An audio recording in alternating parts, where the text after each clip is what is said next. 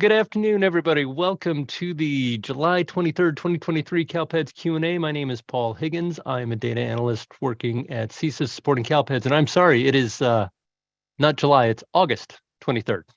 August 23rd. Thank you for joining us at the CALPADS Q A. All right, a few announcements. Close of the EOY extension window is this Friday, 8/25/2023. It also marks the close of the 2022-2023 four-year cohort processing window. All 15.x reports will refresh one last time on the overnight between the 24th and the 25th. So if you have any changes to your cohort data, they need to be posted to CALPADS by the close of business on Thursday, the 24th, to have them included on the reports. Okay. Kyron also informs us that the new CALPADS error list was deployed and is now available for you to view. I don't think that the CALPADS system documentation page is caught up to that yet, but it is probably available off the CALPADS page. Let's see, Angela, do we have anything for bug fixes, builds, remedies, etc.? We did have a deployment yesterday, our regularly scheduled one.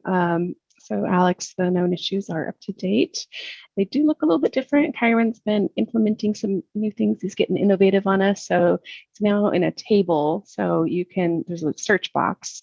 So there's still two tables. Fixed is at the top, and then the active known issues if you scroll down a little bit. The other one I wanted to point out is that second one on the list, the cohort graduates are missing. We had this one pop up yesterday and stumped a lot of us, but I think we're going to have a resolution, and the developer said it might impact a few more kids. So I believe we're going to be able to get that fixed tonight before we start cohort processing. So if you want to just double check, for those of you that serve grades 9 through 12, check your cohort reports again tomorrow. Might be a good idea. You might pick up a grad or two. That's always good. All right, with nothing else, I'm going to jump over into the chat box and just go ahead and get started. Do we have anybody, or who do we have here today? We have Chris, Joe, Marianne. Okay, good. Suan at 302 Q1. How is the UAT going for the SSID matching tool? What is the ETA for the rollout? P.S. It was good to meet everyone yesterday. Suan, I was disappointed you didn't come up with a nickname for Alex, so I can't be the only one that has one. You got to get to work on that. It's going well so far. We have we have only one person give us some feedback, and it was positive, so she's liking what she's seeing so far. In terms of rolling it out, I believe we have UAT running through September 18th, so maybe that week, if assuming everything goes well, we'll roll out the Elasticsearch. Very good. Daphne 303, it was great to see the CSIS team in person yesterday. Thank you for all your support. Welcome, that was nice. Doug is having difficulty hearing me, but it looks like other people are not having difficulty. So, I guess I'm that piece of division there. Either people can hear me or they can't hear me. I'm the middle. I'm sorry. Okay, Benjamin 304. Thank you for the live presentation yesterday in Sacramento. And just for everybody who might be curious, that was for the CALPADS SPED Roadshow that Brandy is hosting for CDE's SPED section. So I was not there, but I understand that quite a few people were. Let's see, Kareem at 305 Q1. I need to request an SSID for a foster student, but there is no record of their birth country. How can I request the SSID? Well, as Terry said, you could use unknown. I think that's UU is that code. And Alex is pulling up the country codes now in the code set, so we'll keep working on that. Yes, and Robin confirmed that UU is the unknown code. So you can use that to identify unknown in this case.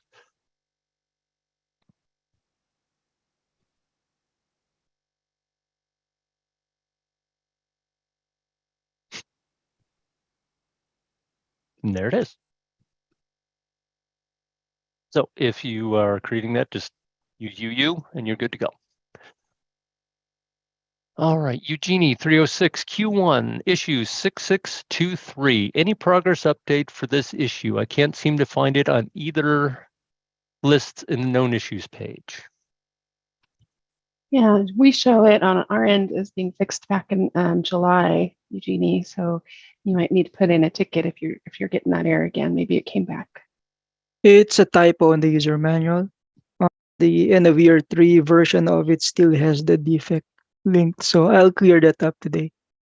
My apologies. I do wonder, since Eugenie's asking about it though, if she's getting it. So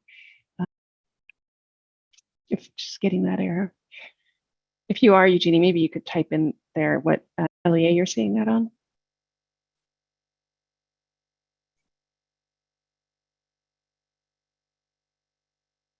All right, and I'm just gonna,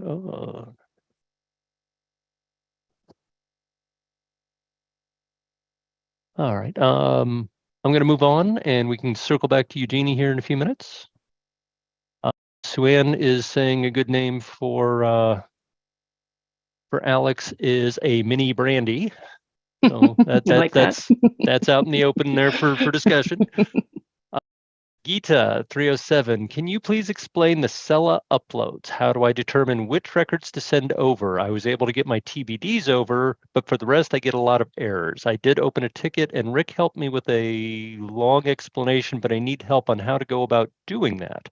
How do I find out if a student is new in CALPADS? And 2, how do I find out if a student's EL status has changed?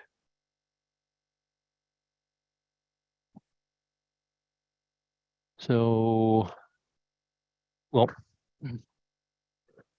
when you're enrolling a student, if they have an existing SSID, you know that they're not new in CALPADS. If they're not new in CALPADS and they are grade level kindergarten or above, then they should already have a SELA status. And if that SELA status is EO or IFEP, then those are generally terminal SELA codes that they won't change unless something drastic happens. You know, it's rare that you get an EO that changes to a TBD that then becomes an EL. So if you upload your TBDs, your EOs,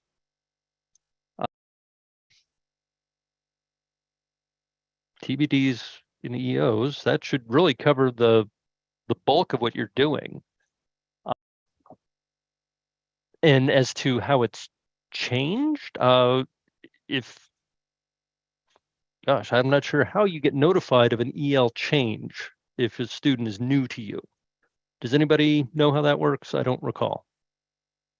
I would say for them to have a conversation with their LPAC coordinator. I don't know, maybe that's them. So talk in the mirror or something, but it should be part of a process, right? So when you know that you're doing your initial LPAC testing, part of that process may be to download the TOMS results. I don't know if maybe there's I believe that depending on your SIS, you can have an API between both TOMS and your SIS so that you can see the test results. Additionally, we have a SELA ODS extract that you can do routinely so that you can upload it to your SIS, and again, it depends on your SIS, but there may be a field where you can compare what CALPADS has with what you have in your system to make sure that those two are aligning. But it should be part of a process, and how often you do that will vary. Yeah, I would add to that, Alex. I bet we're showing that Cambrian is on PowerSchool, and I'm pretty sure PowerSchool has a round trip you can do. Just download the file from CALPADS, and then PowerSchool will tell you which students need to be updated and provide that SELA extract for you. So I might want to check with their PowerSchool support too and see if they can give you some tips. I like that terminology, a round trip. All right. Robin 308, what are the consequences for failing to report any special ed post-secondary transition status records for having 0 counts on report 17.3? Joe on the line? Yeah, I'm Joe's here. Well, definitely what's going to affect is your indicator 14, which is your post-school outcomes. You won't be able to actually have any data for that for your particular LEA, and that may affect your annual determination, and any other monitoring activities might trigger that as well. So, you could, if you've sent out the surveys, you can respond that they didn't respond if that's what happened, but you have to at least send out the surveys, right, Joe? That's correct. That's correct. You have the opportunity to obviously, do your reflect that good faith effort of submitting those surveys out, and you could, obviously respond that they weren't able to, respond to it accordingly.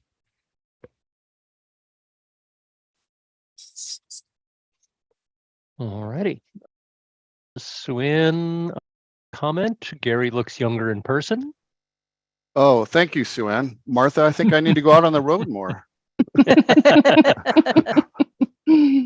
You be careful what you ask for, Gary. No. Janelle at 309 Q1. Can a student have two lip records, a 305 and a 301, active at the same time? I believe the answer is yes, because each one describes a different program to assist them in language instruction. So if you're providing multiples, I would expect you to be able to include multiples. And we're pulling them up right now. So let's take a look and see.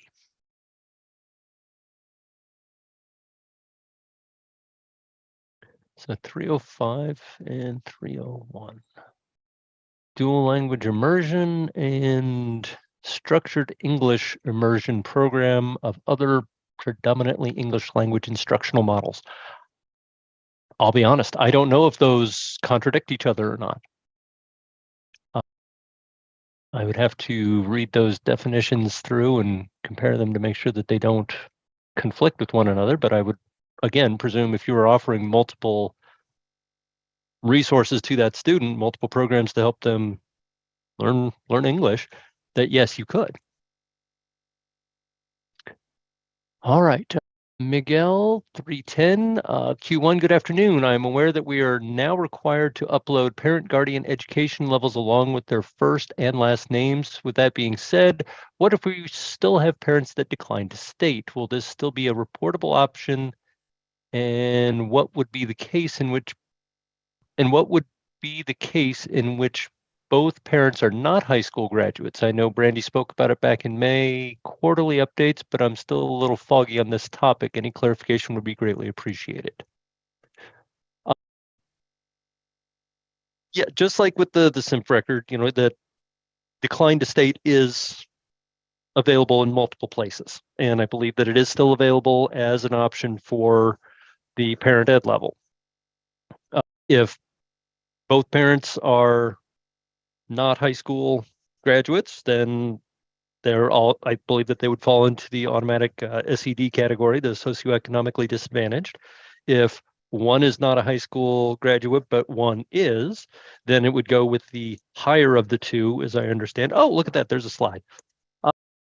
Parent guardian names. You got it right, Paul. Okay. I would add one more thing. Yeah.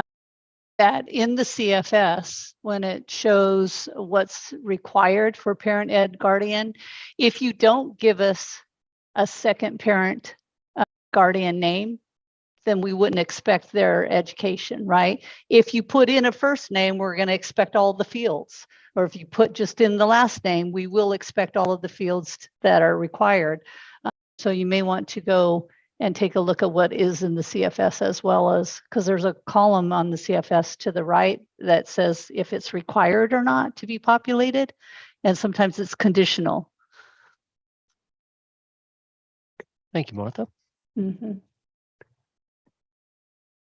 Let's see. Siobhan at 311, circling back to the UU code for birth country, I saw that it was there for language 2. Can I use UU for that as well? It's better to be more specific in that SELA record then less specific.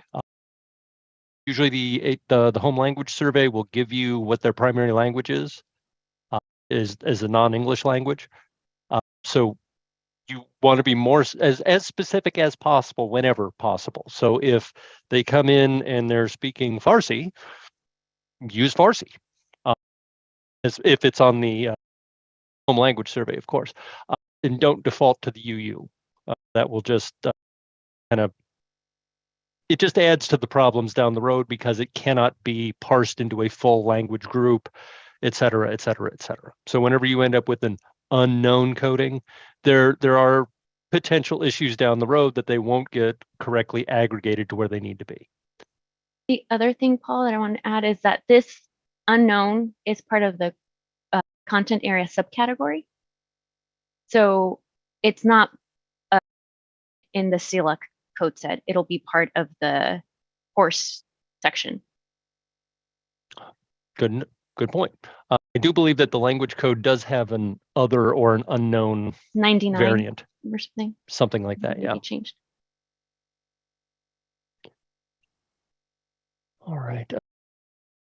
Jean at 312 Q1. Hello, everyone. Is there a workaround to fix the SENR 439E4 error, problem 6645? This is my one error in my EOY 4. Thank you. That was fixed. Yeah, that went in yesterday, Jean. But when we came in this morning, we were noticing that typical deadline week curse, revisions are running really slow. So not everybody got one in time. So if that is triggering on a 22-23 enrollment record, if you could do me a favor and check your current on your revised and certified, the revision create date. And if it's before yesterday morning, then you should be, it'll clear once we get a new revision for you. All right, thank you. Eric at 316 Q1, we need to enroll a student whose mother and child are being placed in our district due to domestic violence. We were told that we cannot ask for their address, and I was wondering if we need to use our district address or the school of enrollment address. Do you have a McKinney-Vento form? I think there's also examples on the city's website. I'll see if I can find them. Thank you, I Dave. don't know if this is in trying to protect their identity and where they're at. If that is the case, we just say don't report the student if you have to protect them in that way. But I would think having the school kind of alludes to possibly where they're at. So maybe you want the district office Yeah. to keep it less specific. And I believe that there was something with the PEBT for homeless students when it first came out that you were supposed to use the district office, if I recall correctly, but I can't quote that title or verse. All right, so that's going to continue to be looked for. So let's move on to Danielle at 318. Q1, for all exits from our regular comprehensive high school to our continuation education high school, should we be using T167?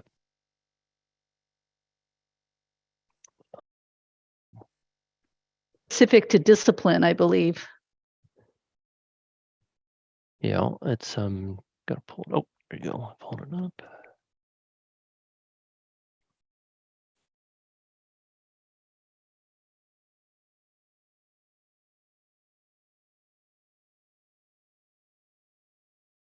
All right, the T167 transfer alt school program. The student was referred by a school and or school district.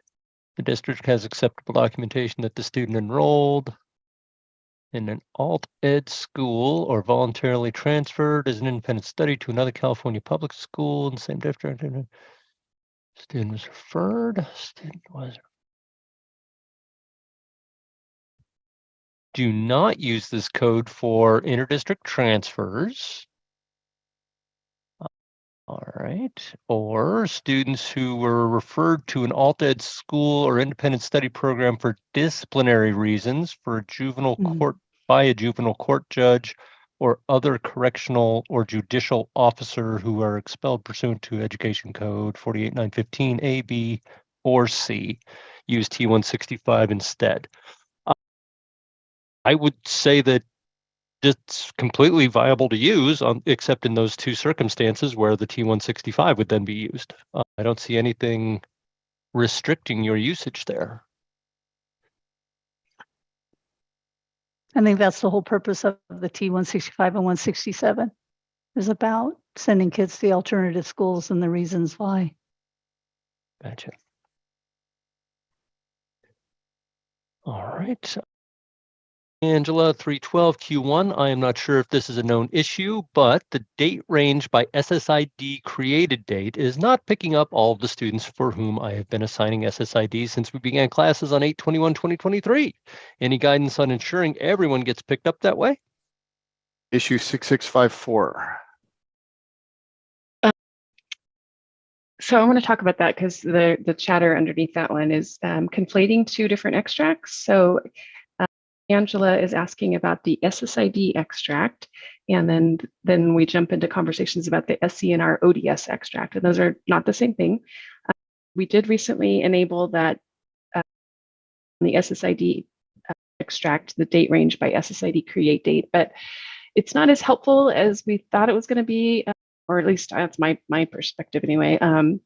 It only grabs the brand new SSID. So if you put in August 1st as your create date, it's only going to grab the SSIDs that were created on or after August 1st. Not that your LEA, so if it's an 8th grader that's been all around California for 7 years, it's not going to come in that way. So I've been having better luck just using the other tab. So download the SSID extract by the enrollment date range, and then just use the earliest enrollment start date of the kids in the file. And then, I don't know if we want to talk about the SCNR ODS extract, because there are problems with that too. One, it's taking a really long time for the larger LEAs, and then the bug that Sue-Ann's mentioning where it's missing some students. So not the same thing that Angela Mata is asking about though.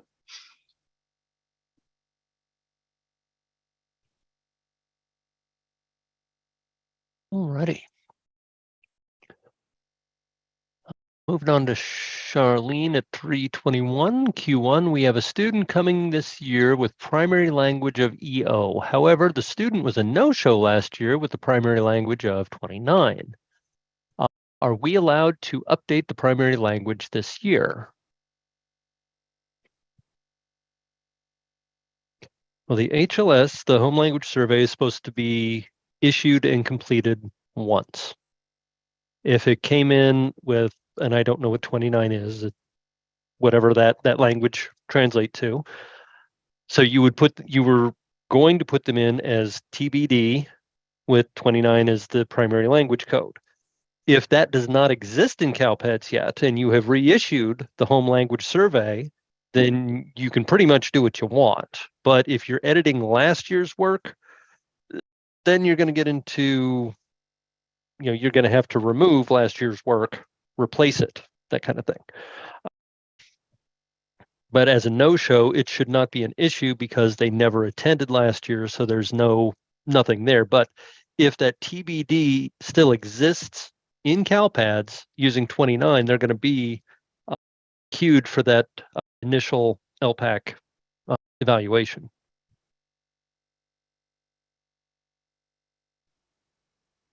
All right.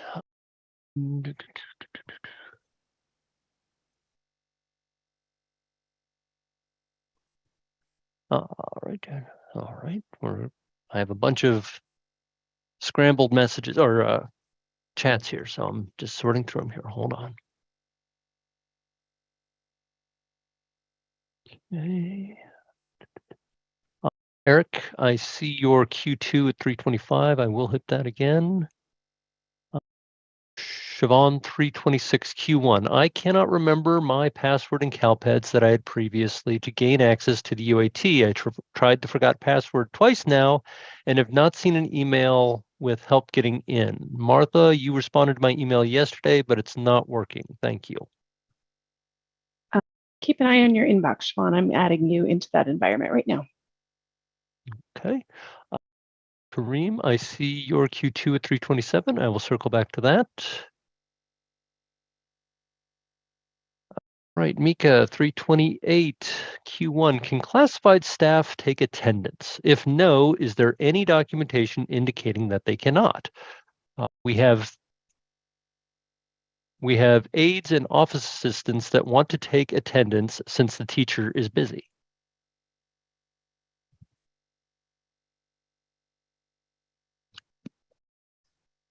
Honestly, go ahead. I can say I started off as an attendance clerk at a high school, and I was definitely classified. I don't know if things have changed since then, but to me, an office assistant, or what was the other thing? They were An aide. So long as they're not students, right? Like students shouldn't be taking attendance. So isn't there on CD's website the attendance people? That you Yeah. can ask them what the rules are of who's allowed You to mean take like attendance? Yes, attendance accounting. And maybe you mean by who signs off on it, right? Because Yeah, I think the teachers have to sign off on it, which makes them certificated. But you're right, they may have an assistant. So could the assistant? So somewhere it's in an attendance accounting. yeah. okay. Yeah, I would say that that's kind of out of our scope, but definitely ask CDE because they seem to have an opinion on it. All right, so we're at the bottom, so I'm going to circle back up and start looking for those Q2s again. All right.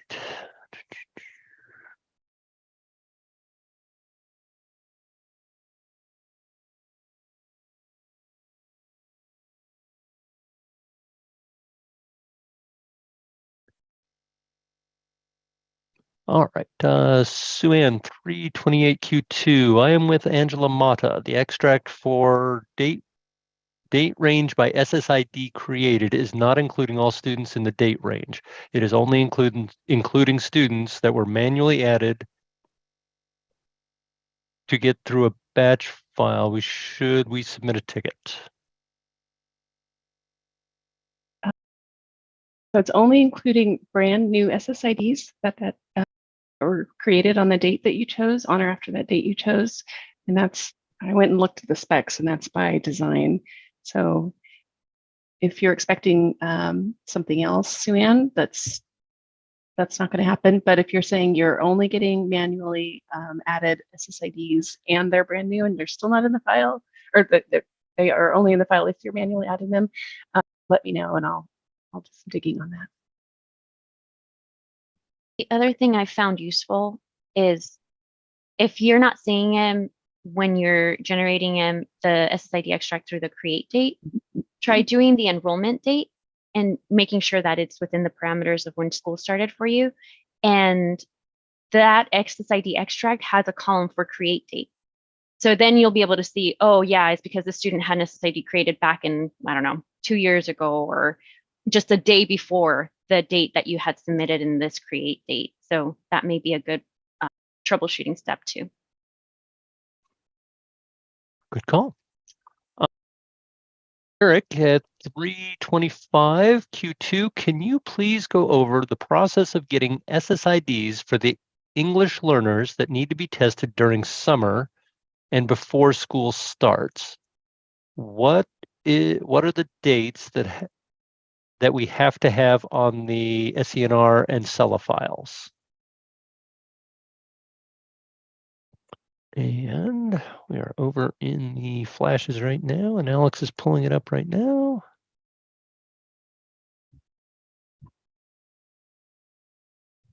There you go. Assessing students for English language acquisition status during the summer, important reminders.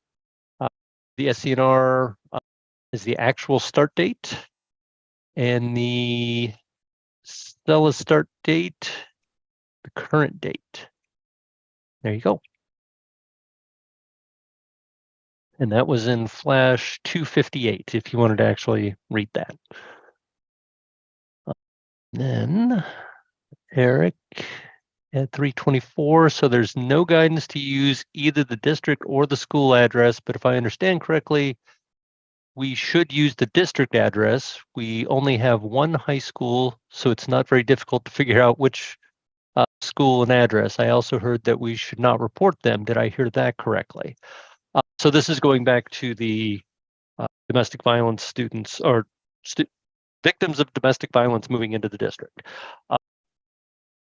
And Martha did mention that if you cannot reasonably hide them, you don't report them.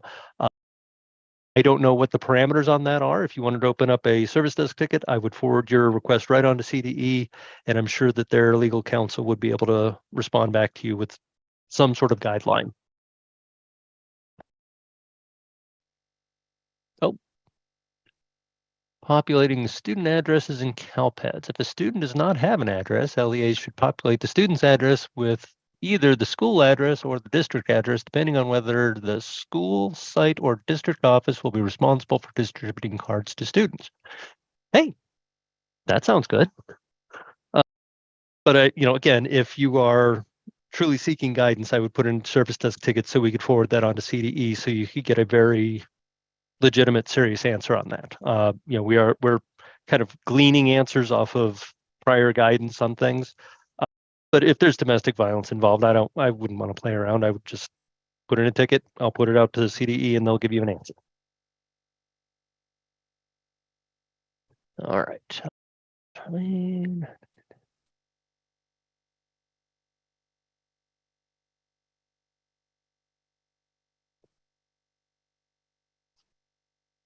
All right, there we did that one. Kareem, 327 Q2.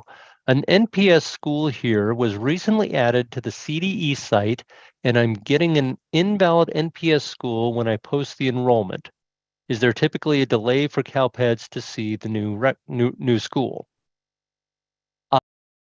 If it's on the NPS's, the spreadsheet that's maintained by them, then yes, that does need to be uploaded into CalPads, and I don't know what the delay is on that. I think that they generally have been updating weekly. I don't know if they do that more often during certain periods of time or not. But yes, the NPS school site information does need to be updated in CalPads on a regular basis. And it looks like Thor's been talking to you. Good. Tamika. All right, I think I'm at the bottom. And I think I hit all the questions. If I did not, please let me know and I will go back and find you. How about 334, Swanzetta? Oh, wait a minute. I got one from Angela. Angela Mata, 337 Q2. This is a comment, not a question. This Friday is my last day in my position, and I wanted to thank this wonderful CalPads community. I still remember when these Q&As would happen via conference call about 7 years ago, where we'd all call in and do roll call, and we've all been through so much, especially these last couple of years. And I've appreciated your support to get through the challenges. Thank you, CalPads, CSIS, and FICMET teams for you and my fellow LEA colleagues. Angela, I'm just getting all verklempt here. I'm going to miss you.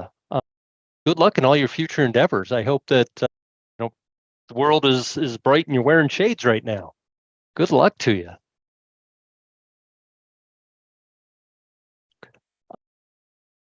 Let's see. Okay, getting back to Swanzetta 334. Hello all. If a parent informs our district that they are moving out of state and we drop the student with the T240, but we do not get a records request from the out-of-state district, we update the drop code to E140. Some non-California districts request records, some do not. Some parents just request transcripts, but all of this is documented in our SIS. Is this for all students 9 through 12s relating to cohort? Wondering the team's thoughts. I know in the data guide on the back appendix C or D, when it talks about all of the ICSA coding, it does actually have a section for acceptable documentation. And that, oh, there it is up on the screen, good. So that was put in a couple of years ago because this kept coming up. Well, what is acceptable documentation? What if they don't ask for it? What if this, what if, and then on the T240 down here, it says a written confirmation that the student has emigrated to another country, such as a documented conversation by the school administrator and the student's parent that is placed in the student's file. An official written documentation, such as a request for student records, is not required. So long as you have that honest face-to-face conversation with them and it's documented with a school administrator that the student is leaving the country, and ideally you can have the parents sign it, but it's not necessary so long as that school administrator has documented and is verifying it. That's what's in the data guide for what is acceptable documentation for immigrating to another country. But again, that's just in the back of the data guide, so that's there for all of the exit codes and what is what documentation is acceptable for it.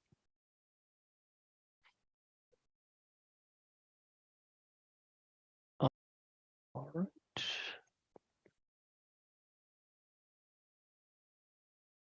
Cami at 337 Q1 2324 will open in CALPADS for fall 1 after EOI ends on Friday? Question. Technically, fall 1 will begin on Census Day, which is the first Wednesday in October, which is what is it this year? The fourth. The fourth this year. So that is the official day that everything will start running. You can start pre-populating CalPads with fall 1 data right now. And that includes, your SCNR data, all your SINF data, all of your SPRG data, all the data that needs to be posted, that just needs to be put into CalPads. So you're not going to see the revisions start running until October 4th. So, you can rely on ODS reports to get a general idea of what's going on, because the ODS reports, again, have not been maintained in parallel with their snapshot counterparts for many years. So there are some variances. They're best to get a ballpark idea. They're not exact numbers anymore. So you can keep doing that before the 4th. And then when it does come up on October 4th, you'll see your official numbers come up in the reports as they're generated. And I will add this, that if we are successful with our data discrepancy UAT, one of the benefits of getting all of that data in before the 4th is that the data discrepancy UI will give you heads up if you have any CDDs. So you could start working on validations ahead of time. That's if we get it turned on. So, but something to look forward to get your data ready. So if it gets turned on, which is a good chance, then you're going to be able to have early visibility in potential CDDs.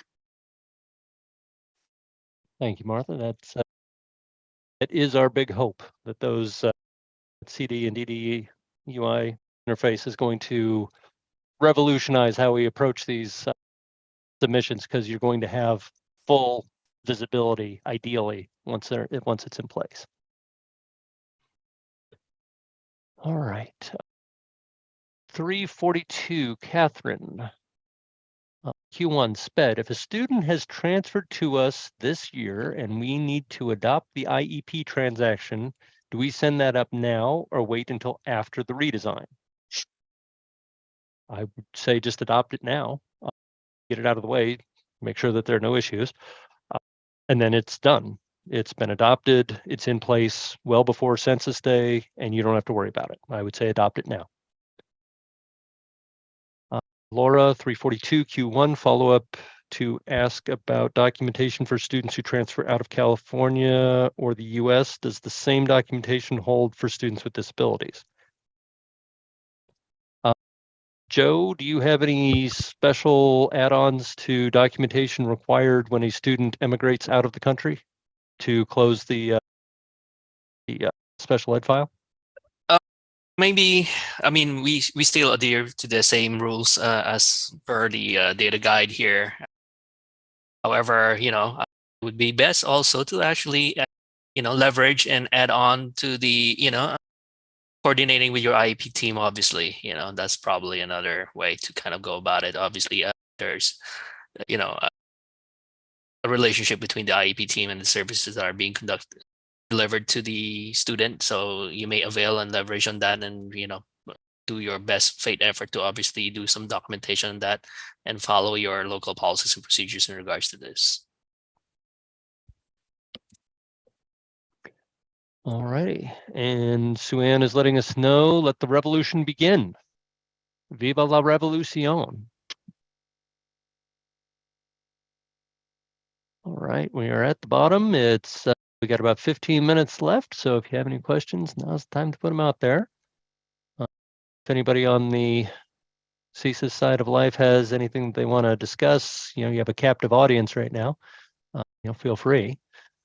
Any multi-level marketing schemes you're selling? Anything? No?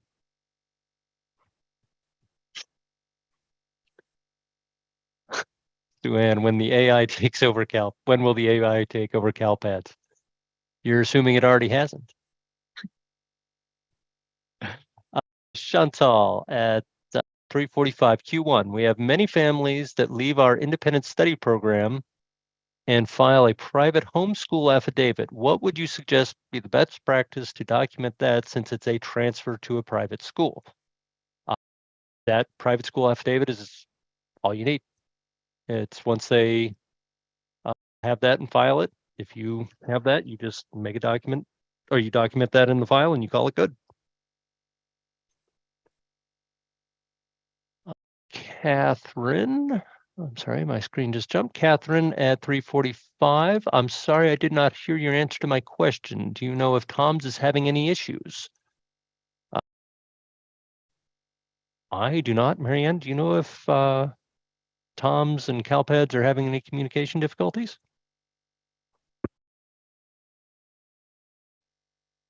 I do not believe so. So if there is an issue, they probably should send in a ticket. Understood. Thanks. So Catherine, if you are experiencing a specific issue, please send in a ticket. We'll escalate it up to CDE. They can verify what's going over in the Tom's extract and help work through that. Dominic at 3:45, ChatGPT IEPs are the stuff of the future nightmares. IEPs written by ChatGPT. Good God.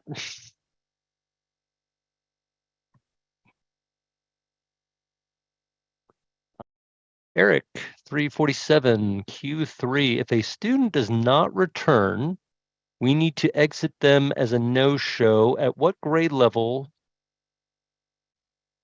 No-show. At what grade level they become dropouts? Well, I don't think that we aggregate preschool students. So if a kindergarten through 12th grader is no-showed, well, let me think about that. If they're no-showed, they're really not dropouts because they were never there. So if it's an N470, nothing. I guess I'm not sure when an N470 would become a dropout for you there. And maybe, I don't know if she's asking about the dropout report specifically or the N470, because the dropout reports only look at grades 9 through 12. Right? That's true. That's true. Well, Cami has a point there that for cohort, their terminal, whatever their last exit coding was for grades 9 through 12 would be what their outcome would be. And anything pretty much, any transfer that doesn't have a subsequent re-enrollment would be a dropout. So if in your scenario, they were there last year, pre-enrolled, didn't show up this year, so you shouldn't no-show them. You should E140 them. And then I believe that starts the clock ticking, looking for subsequent enrollments elsewhere. And if they don't show up, they're treated like a lost transfer 1 year later, if I'm not mistaken. So it'd be, if they don't enroll by the following census day, they're a dropout. If that if I recall correctly. I'd have to read the specs on those reports again. Oh, and they're up on the screen. Good. Let's see. 40. Got it.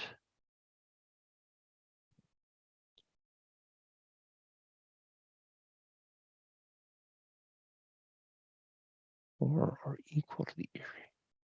This is what counts as a dropout right here.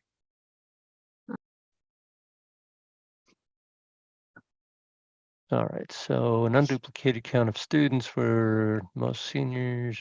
So we use the E140 on a date, or using a date on or before the end of the cohort period, and on or before census day. Okay, so yeah, that E140 would be converted over. Oh, excuse me, hold on.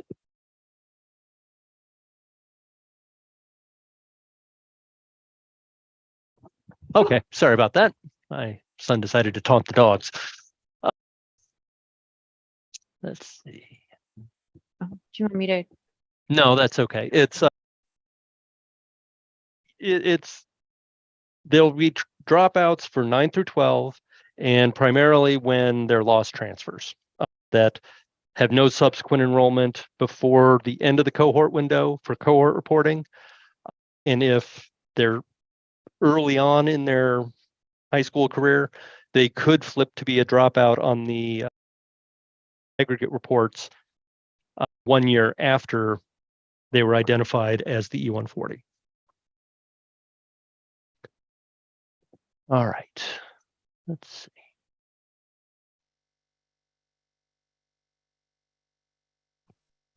Sue-Ann, Q3, 349. What are the days that Cella data is sent to Tom's?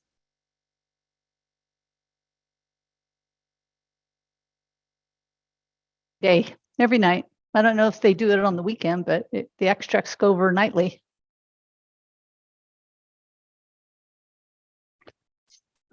Alrighty. And Thor answered it. Yay, Thor. Bavita, 351 Q1. If this year an 8th grade student takes a concurrent class in a high school as grade 9, that student will not be entered in the same cohort as the 9th grader this year, since the enter code for the high school is 20, correct? So to qualify for cohort membership, that initial grade 9 record has to be either a primary enrollment status or a short-term enrollment status that exceeds 30 days. If you put them in there as a secondary enrollment, grade 9 student, that grade 9 is not going to be picked up by the cohort process. They'll include it in whichever cohort they end up with that grade 9 primary enrollment or long-term, short-term. That's a weird way to say that. Short-term enrollment that goes long. How's that? So, and Bavita, if you need help with that, the analysts did if I say so myself, a great training on this. And it's well worth the time to go to our YouTube page and watch that. It's the, you're gonna see it here in just a second. Search for cohort, we'll pull up our 4-year adjusted cohort ACGR advanced processing and reporting module. It's just the YouTube version of it. It'll run through, I think it takes about an hour to do the whole thing. Well, 2 hours if you watch all the videos, but it will give you a complete understanding of the cohort from soup to nuts, how you get into a membership and how you end up with an outcome and everything in between. Let's see.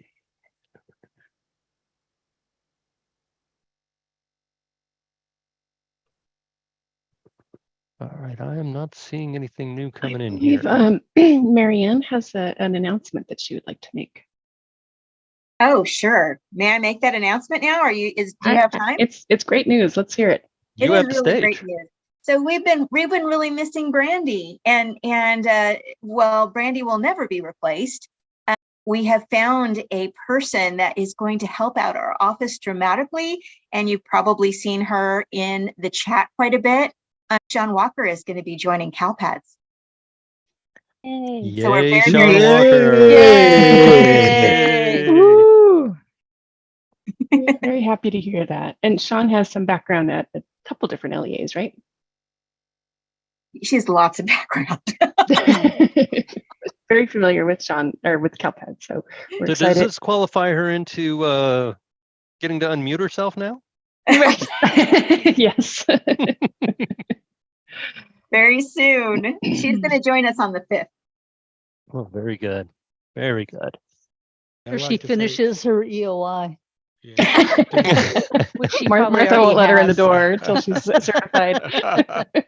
Yes, and I'd like to say thank you, Sean, for because she was one of the LEAs that I monitored. She did very, very well this year, so that's cool.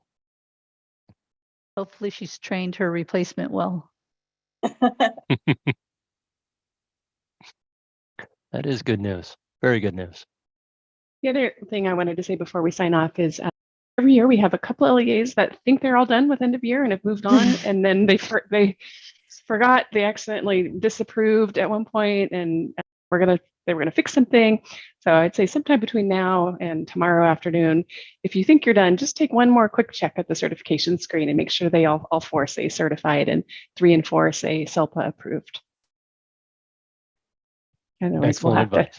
we'll have to hound you and chase you down on Friday. And it doesn't hurt to pay attention to that revision date timestamp. Just in case you made corrections, you want it to reflect the revision that has your corrections. Because we've had that happen too. They reapproved the wrong one. That has happened. All right, it is 3:56. I'm going to give you back 4 minutes of your life. I appreciate you all being here. Very worthwhile. And we ended it on a very high note with Sean. Welcome. We will see you all back here next Wednesday for the next CalPADS Q A. If you have a problem between now and then, please open a CalPADS service desk ticket so we can get it answered as quickly as possible. We will be focused, laser guided missile-like onto the submissions between now and Friday, just trying to get everybody into that certified status. So if you're asking questions about non-end of year things, you may be delayed in getting a response depending on how big the volume is. Just FYI. So have a great week, and we will talk to you soon.